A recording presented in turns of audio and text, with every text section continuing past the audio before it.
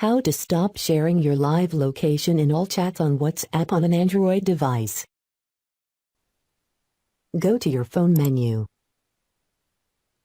Find WhatsApp. Tap on the WhatsApp icon.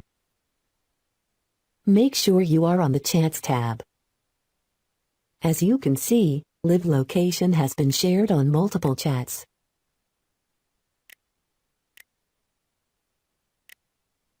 To stop sharing live location on all chats at once, tap on More Options, which is a three-dot icon located at the top right corner of the page.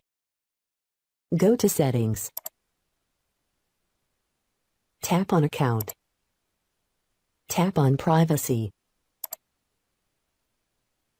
Tap on Live Location. As you can see, live location has been shared on 3 chats. Tap on Stop Sharing. Tap on Stop again to confirm.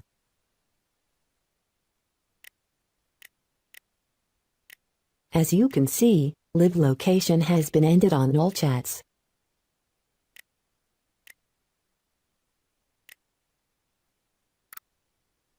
This is how you can stop sharing your live location in all chats on WhatsApp on an Android device.